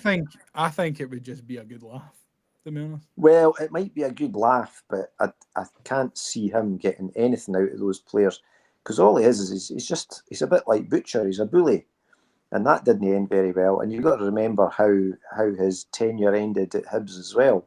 Yeah. It was I think a lot of people do fell forget apart. I think a lot of people forget how it ended for Neil Lennon. People look back on the favourable part of his time at Hibs, which was obviously that final 6 months, our first season back in the top flight. But, it's just, I don't think it matters who comes in. If David Gray goes, I don't think it matters unless those who are making the decisions are no longer making those decisions. I genuinely think our best bet now is a clean sweep of upstairs and get Black Knights to come in and run the show. I think that's what has to happen. I think you're probably right, because at least they would know what they're doing. And we'd like to think so. This is it. We're now in a position where we need to put our full and complete trust into a company that we've known about for less than a year. So, well, they can't be any worse than what's happening at the moment, can they? Yeah, but is the grass always greener? I don't know. And as for a new manager, who would you want? I'd want somebody that can get those players playing football as a team and winning games, and giving you a bit more excitement when you go to the games. Get Jimmy Tillin. Get him in. I'd have said Pep Guardiola, but he's on a bit of a losing streak at the moment. Yeah, you look at you look at how he's doing at City at the moment. I don't think he's any chance. What about that boy at Liverpool? Get him in. And this slot. We've actually got a couple of questions directed at you. Keith says the whiskey looks nice. What is it? It's one of your Scotch Malt Whisky Society ones. I can't remember which one. Well, that's the one with the dark purple label on it. It's something toddy. Chilled toddy. Chilled toddy. That's the one. It's a Keith. It's a Glengarry. Glengarry is what it is. It's 19-year-old. It's a gorgeous dram. And I've also got some Argus. See, I thought when I first saw you drinking that was your whiskey that you were drinking. I was thinking, oh my Lord. Doner pizza on the way for the chippy. But no, what else have we got here? Jamie says, reminds me of the Pat Fenlon days. Squad is absolutely rotten. I think if you look on paper, the squad isn't actually that bad individual wise, but Yeah, I think we've got some good players there. We've said for the longest time that it's a combination of 5-6 managers players. What we'll do now, since Craig is taking a wee break, we'll get Gav in, see what he's got to say. Hello, Gav. How are we, Hello, mate? how you doing, Liam? I'm all right. You'll be desperate to come on now. Craig's away for a wee break, eh? Nah, to be fair, I think Craig's speaking facts. So he's speaking a lot of his voice, and I think a lot of the fans' voice. Are feeling like. I was there yesterday. Could have left at half time. It was that bad. I don't usually say that, but it was dire stuff. Like, yeah, it didn't look very good on the telly, barring the first 10 minutes. You look at those first 10 minutes, Gavin. Is it a case of you think we are going to give them a doing today, and then it just all goes wrong from the red card, or did you always feel like Dundee were maybe just kind of warming up to it? to be honest, obviously we started in excellent fashion. I didn't even know who scored because it was that foggy. I saw the cross go in. I thought it was Josh Campbell that scored. So I was like, oh, it'd be great for him. Turned out it wasn't Josh Campbell. My dad messaged me going like, it wasn't Campbell. It was Cadden or something. But no, I think it was an excellent start. I think the players showed that they wanted to fight for Gray. Yeah. I felt for the first time, I think we've kind of seen that. But there's that kind of thing creeping in the back of your head that you're like, it probably wouldn't have lasted. I'm not going to lie. I even if Hibs were to go 3 up, you'd still have that kind of at this moment in time. If Hibs were to go 3 up, you'd still think they're going to bottle it and lose 4-3 or something. I said that a couple of pods ago that I'm not going to be confident in Hibs until we're going into the final. 4-5 minutes, but we're 4-5-0 up. It's just been one of those seasons, Gav. But Craig says earlier on that it's early enough that if we change it, we've got time to turn it around. I don't want to be a negative Nancy. I can't see it at the moment. I really can't. Oh, I'm the same. I probably would have sacked Gray a long time ago, to be honest. It's not his fault. Because I get he's kind of like, if you're him going into your first job, a wee bit like what Naismith did, what Robson did at Aberdeen, they're not going to go say no, are they? They're going to be like, yeah, I want the job. Like Gray's been with the team as a coach for what, a good three years or something like that. Since Jack Ross maybe. So he's not going to say no. But surely, if you're Malky Mackay, you're surely questioning his staff. The staff he's bringing in, Liam Craig, Eddie May, Craig Sampson, who, for all we've heard, didn't do a great job with that goalkeeper at Aberdeen, Roos, who was, well, he was decent for one season anyway. Yeah, well, Craig seems to think that Sampson get chased out of Aberdeen, and it looks as if Sampson has got more of a say when it comes to, game day decisions than David Gray and Liam Craig put together. It's always Craig Sampson that you see on the sidelines, whistling. Craig, you're going to hate jumping back into the conversation talking about Craig Sampson. You hate that guy. If I see that boy standing whistling on the sidelines one more time, I'm going to lose my fucking marbles. And it's always at an attacking or a defending set piece. And it's always at the famous 5 end. It's never it's never in the first half. It's that two fingers for each hand. Came what I saw, by the way, earlier on. Craig, take it away for just a minute because I need to find this. It was actually a tweet put out by Scotland. Oh, I found it here. They were tweeting about the Scotland under-21s were training in the snow one time in 2004 or something. But look who's in the picture. Mate, he's no aged a day, yeah? He's got a lot less hair. We all do, though, don't we? Since 2004. We all do. That's a belter. Look how red his face is. That's a corker. Is that because somebody's continually punched him in the face? No, somebody's just been fucking whistling at him for the last hour. Maybe someone's been whistling up to Dundee. Gav, I'm going to come to you with $1 million question here, mate. How do we fix this? How do we fix it? Yep. Yeah, certainly is the $1 million question. I think I'm going to look at it. If I walked into Hibs tomorrow, I'd get that quadrant or whatever the heck it's called. I'd get that them and the board probably in a meeting of some sort, and I think I'd sack a few people, to be honest. I mean, talking to other people and they're saying no. Usually in the private sector, a lot of the kind of like boards, they can get sacked. Mm-hmm. So if Hibs were a private organisation, people would be coming in. Like I don't know if it's like consultants or whatever, they'd be coming in sacking people that are not doing their jobs right. Yep. And I'm not just talking about like these four are obviously the ones in the firing line, but you're hearing stuff coming out for the club about like, is he getting sacked? Oh, Gray's been sacked and all that. And you know it's not probably true, but how is this stuff coming out? Like there's some. I don't know if it's like signing NDAs and saying like, you know what, you hear anything about the club, you're not telling it to anybody. And I know people aren't going to obviously do that, but I'd be sacking some people.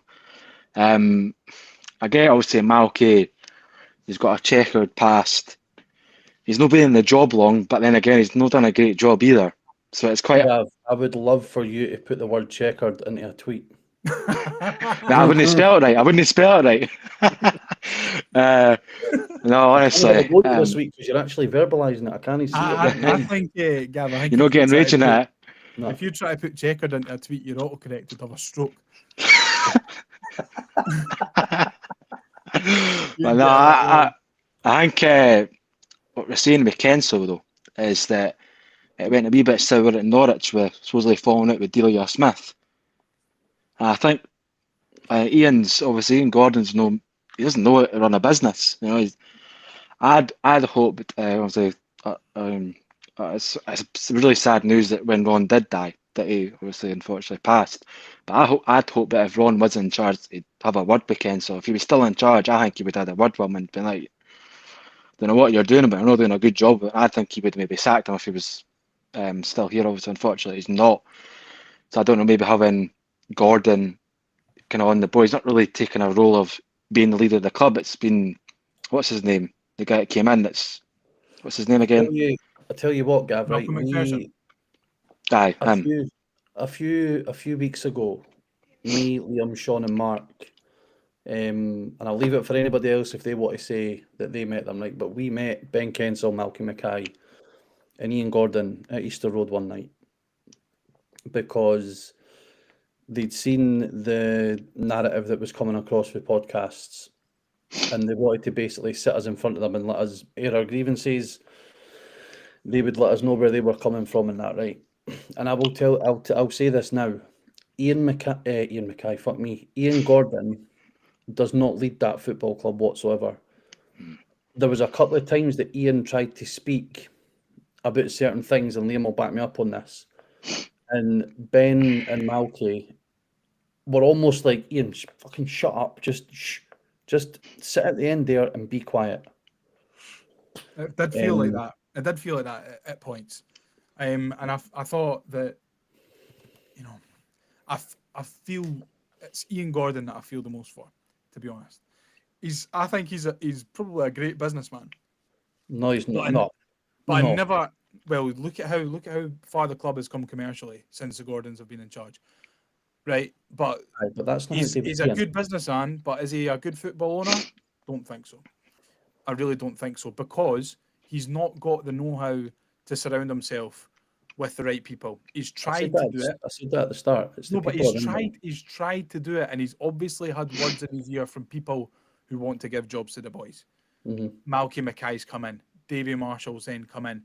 You can see what he's trying to do. What he's trying to surround himself with is football people. Yep. But he's got those appointments wrong. But I don't think that's...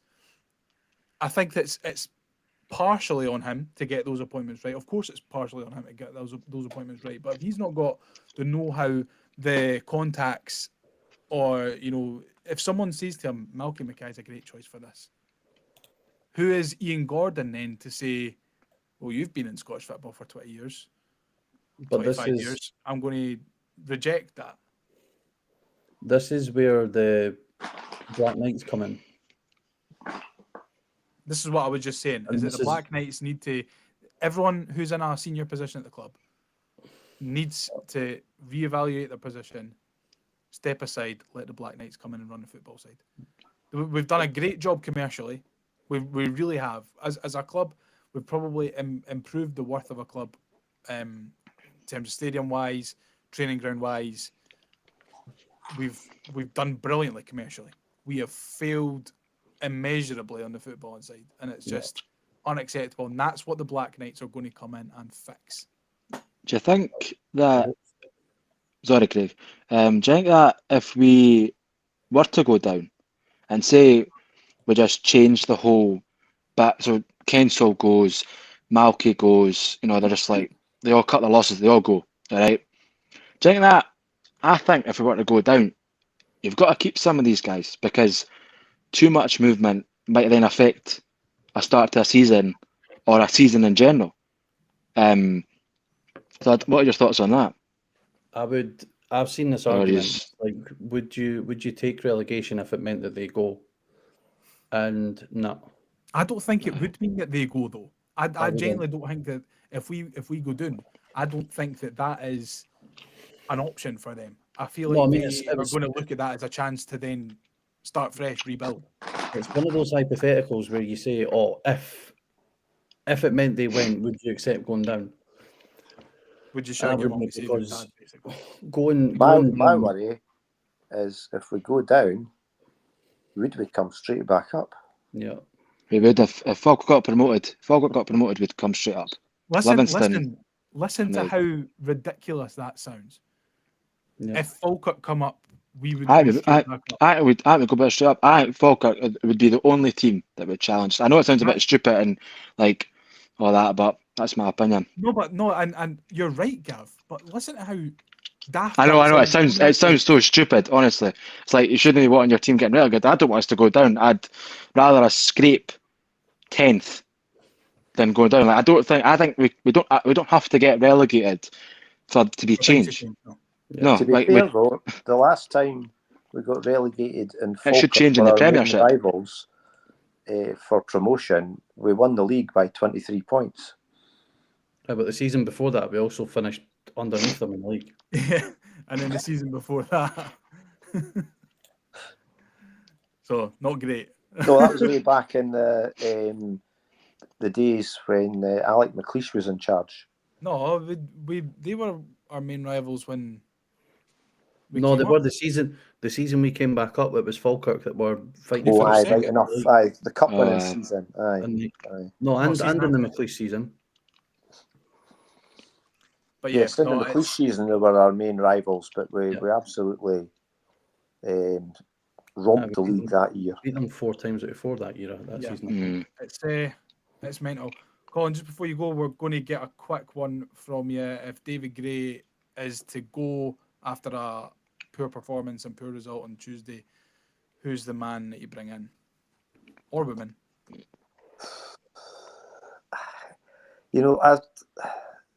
There's so many folk out there that you could bring in, and would they be any better or would they be any worse?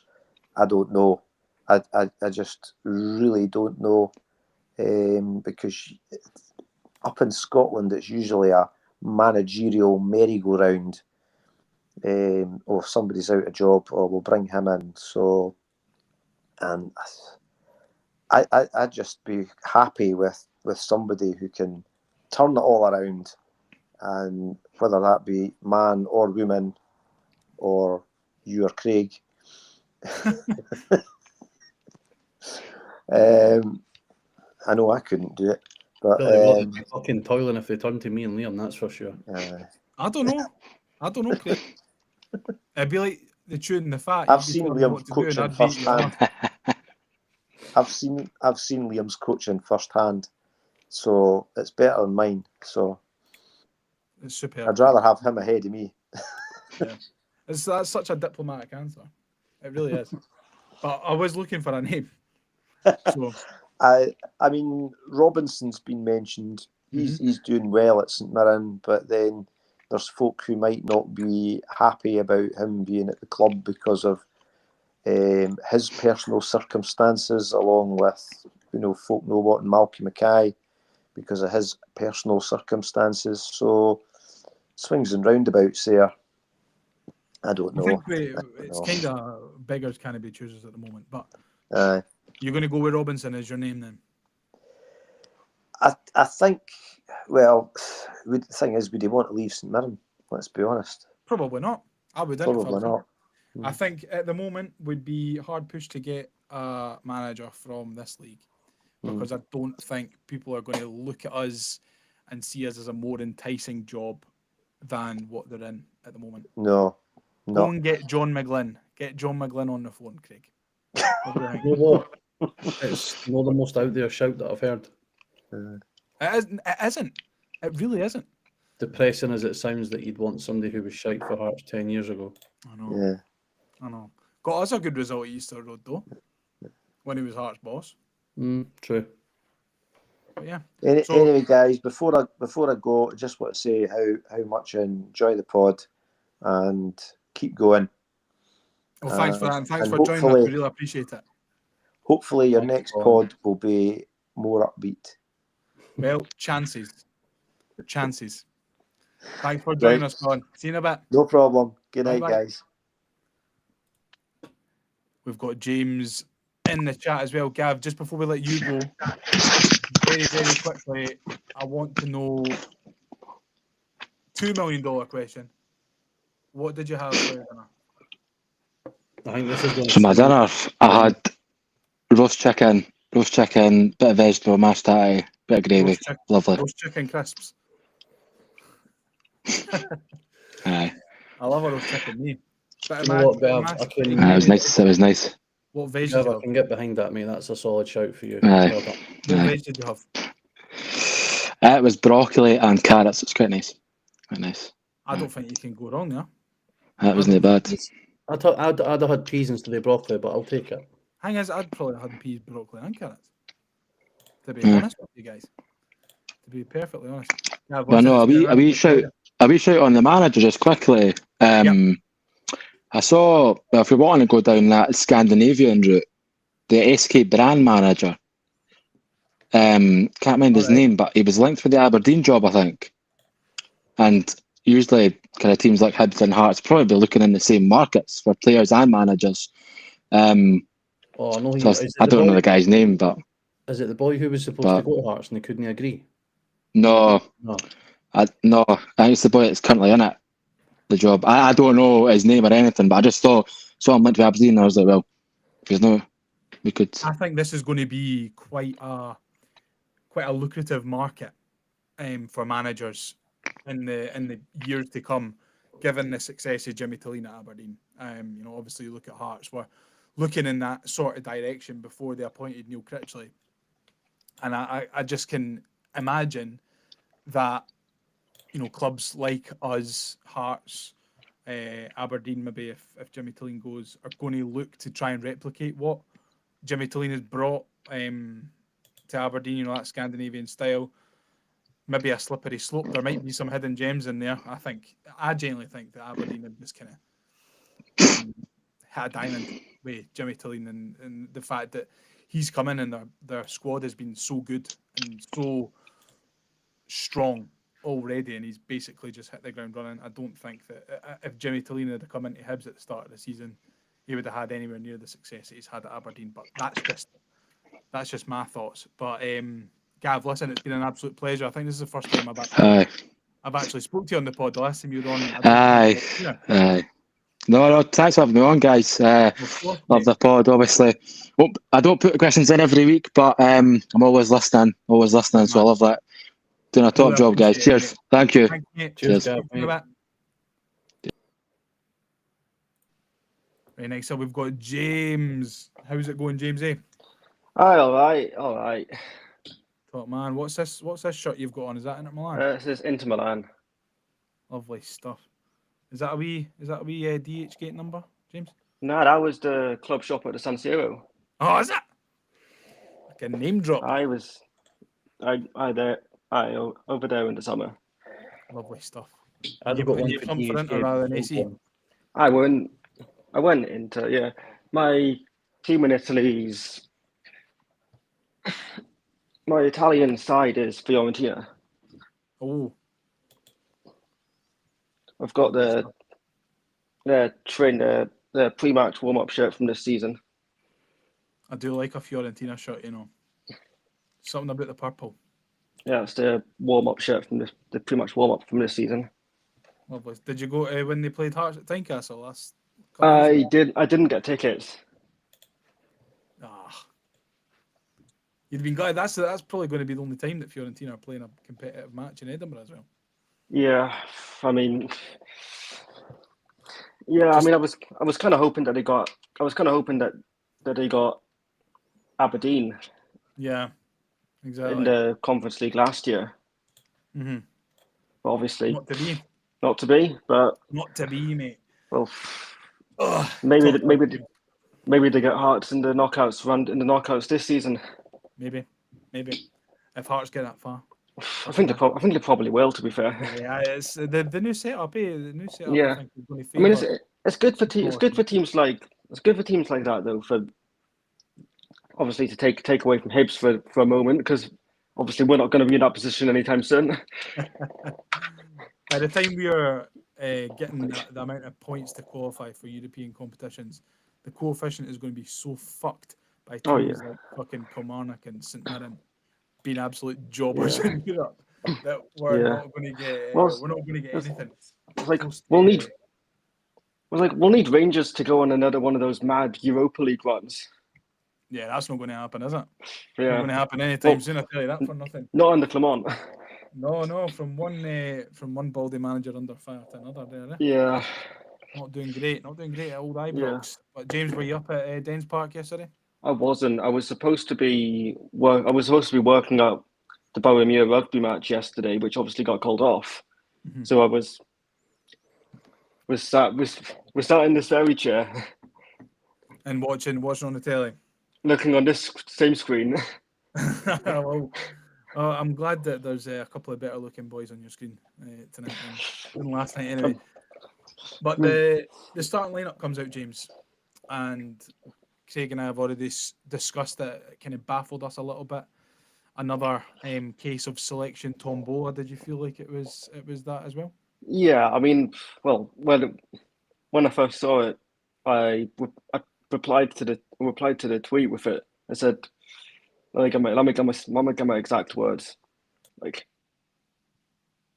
yeah, what did I say? No, I said now that is certainly a team. Yeah, Like, it was just the mind boggles, James. Yeah. It really does. I mean, it really does. Then I didn't understand taking Nicky Cadden off. I thought maybe you bring Campbell or Yuan off when he brings Iredale on. Yeah. What do you think of Jack Iredale, James? I don't think he's a bad player. You don't have a career like he's had in the lower leagues of England without being a bad player. Mhm. Like, I just feel like, I mean, obviously we've not seen very much of him. I mean, he's not been the shittest. He's not been the shittest player this season. I've liked the look of him when he's come on. To be honest, I was very underwhelmed when we signed him in the summer. But from what I've seen from him, I think that there's a player in there. I'm not too sure why.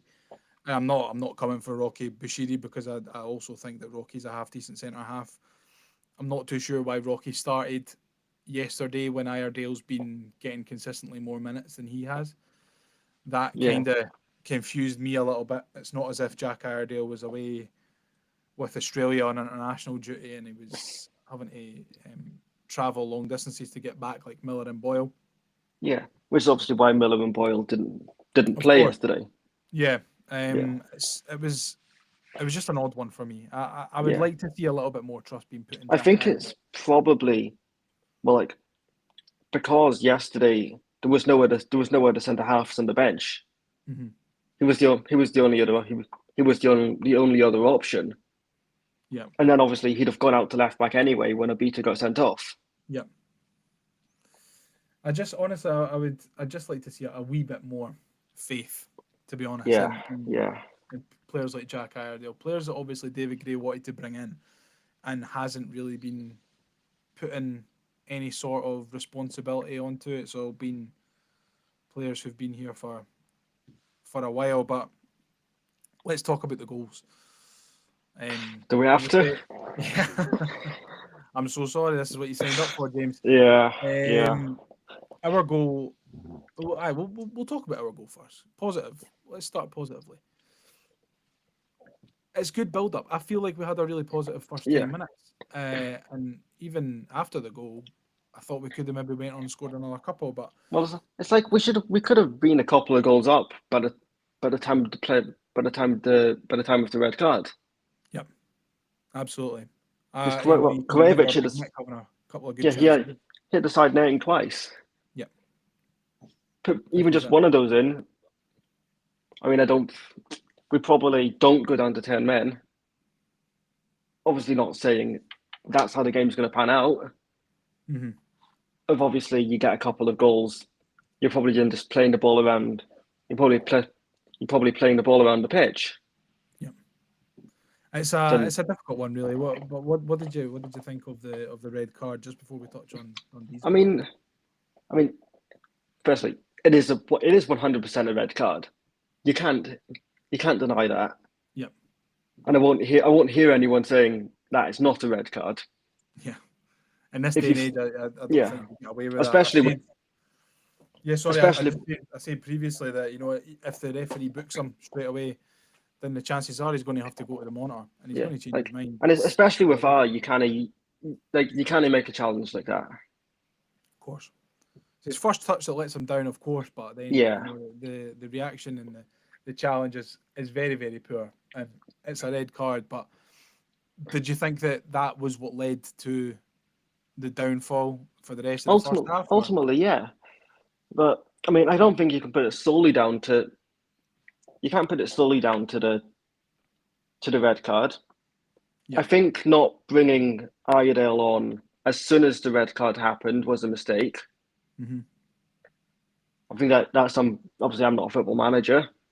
As much as I play the video games, I can't. We all play the games, but yeah, I mean, I'd have brought Iredale on as soon as the red card happens. Yeah. Because then you see how much joy they get down that side of the pitch when Nicky Cadden's playing left back. Yeah. Let's say I don't know. I really don't know how to kind of explain that one away, but Dundee's goals they're very, very soft. I'll come to you and touch on the third one. Well, the third one, I only saw that on social media after the game because I turned over to the Spurs game after the Spurs came at 2-1. Quite rightly so, Craig. You genuinely must have been wishing that you'd done that, Yeah. I'm still fuming on it, to be fair. Yeah, fair dues, mate. Listen, James, we're going to come to you with a couple of questions and then we'll wrap up for the night because I know worries. 9:25 and we all need our bed. But listen, the ball's in your court. You're solely in charge of all decisions at Hibernian FC.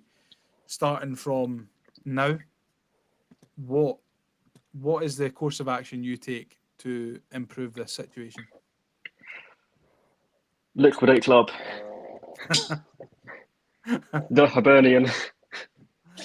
Just start again. That's it. But no, seriously, probably something.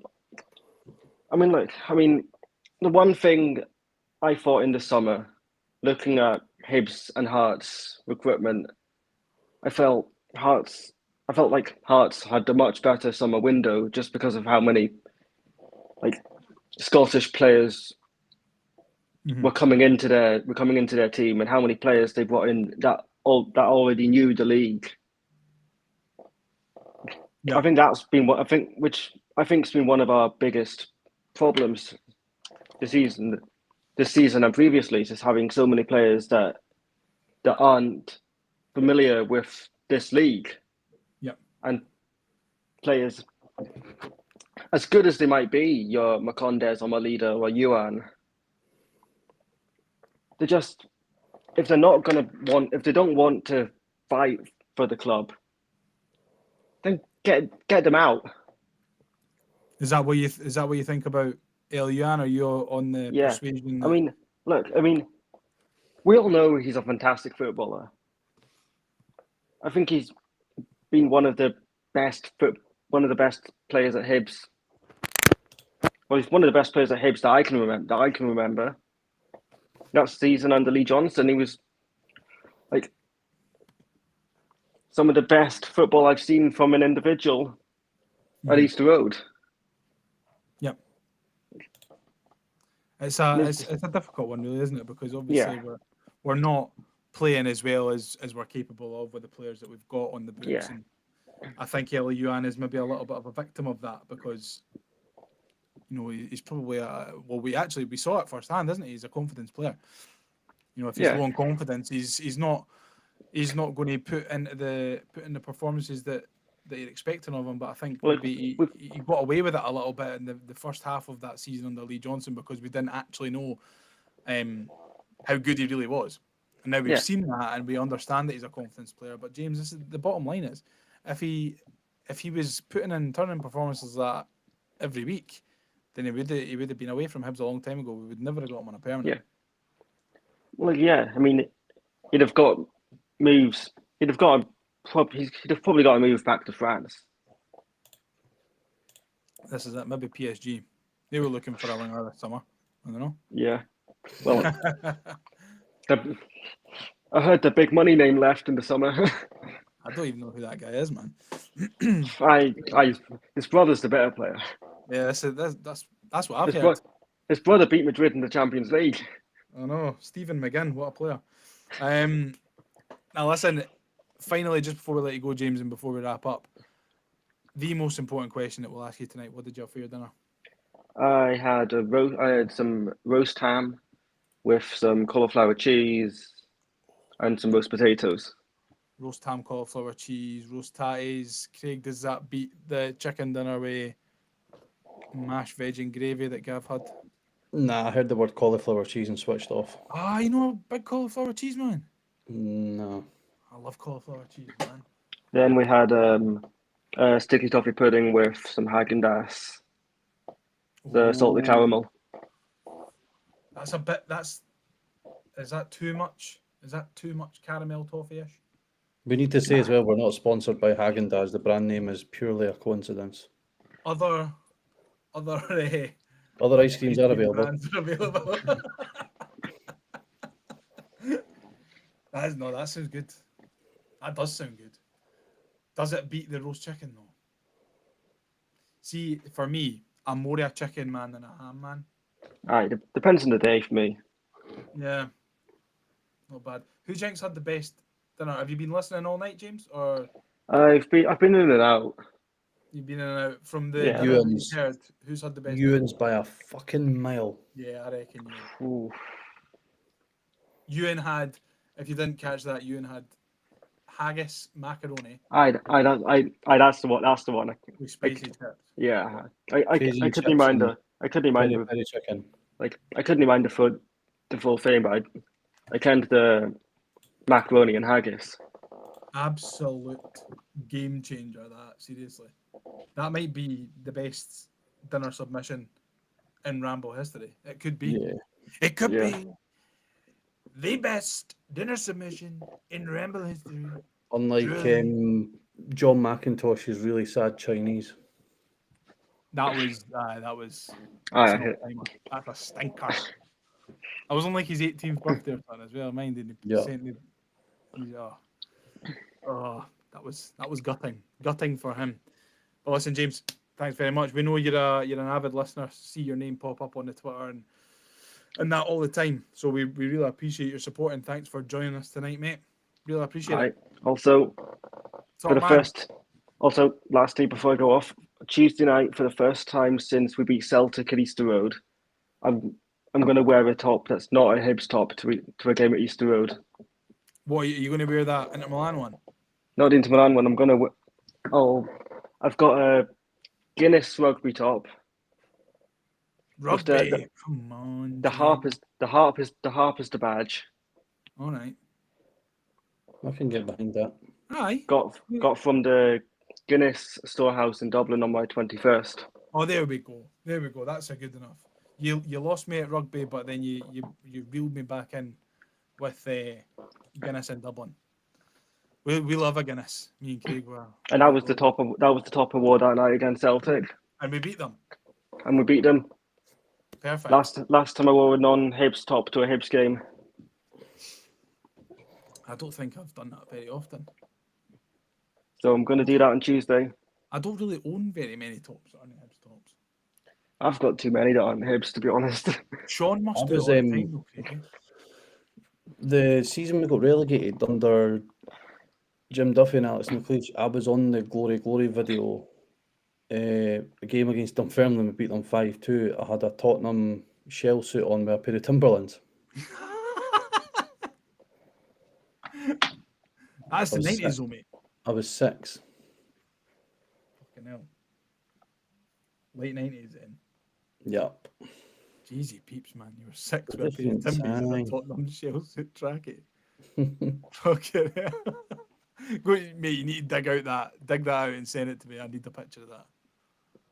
I need to see if the footage is on YouTube anywhere, because it was on the old VHS. Oh man, that's a cracker, and I think that's a good place to end. James, thanks so much for joining us, mate. I know worries, lads. No worries. Really appreciate it. Cheers, Take mate. care, man. I'll come back on. I'll come back on if you do one of these in the future. Top man, I appreciate it. See you in a bit. I'll see you later, guys. See ya. And I think that should probably wrap us up for this evening, Craig. Yeah. I'll tell you what, we started off the opposite of Hibs last night. We started off very slow. I feel like, but we've picked up. Thing is, mate, considering I set all this up earlier on, right, and I was like, "This is working. It's working perfectly. This is how it's going to go," and push comes to shove, and the game plan just goes completely out the window. Yeah. Red card in the first couple of minutes, and we're up against it. We're toiling, but I feel like the reaction that we gave tonight was stupendous. We've come out. We've obviously fought against hard circumstances, and I feel like in the end we've deserved our win. Yep, wholeheartedly agree. So what are you away to do now? What are you going to do for the rest of your weekend? Go and see the dog. See what he's doing. Might finish up the night by playing some COD.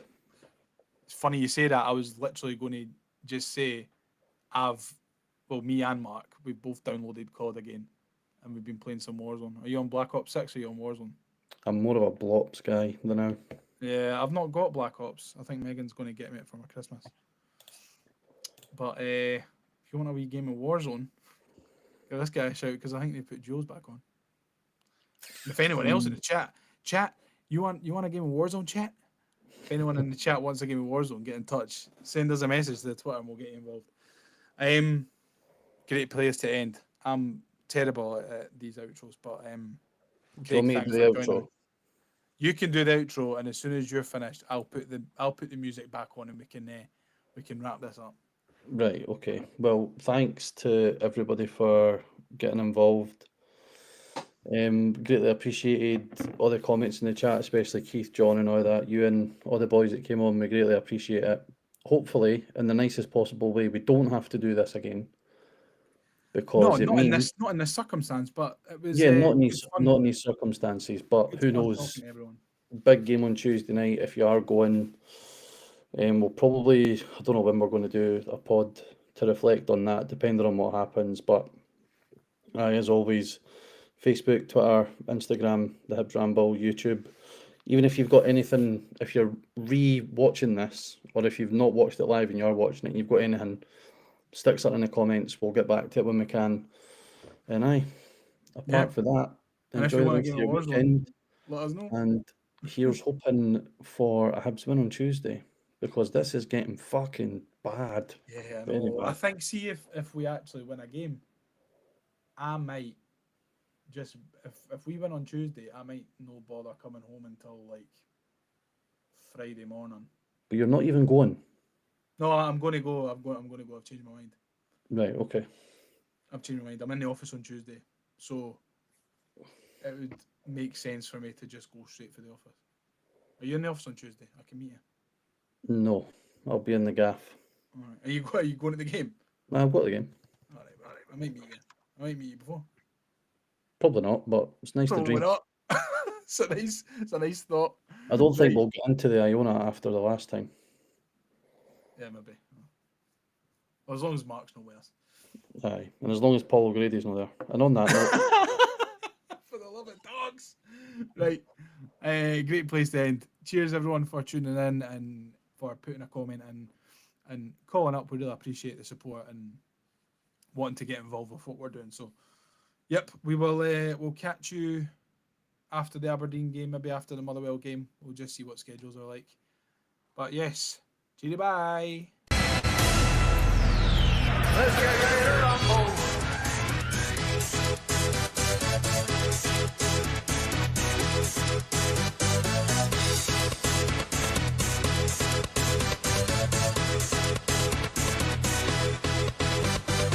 Let's get ready to rumble.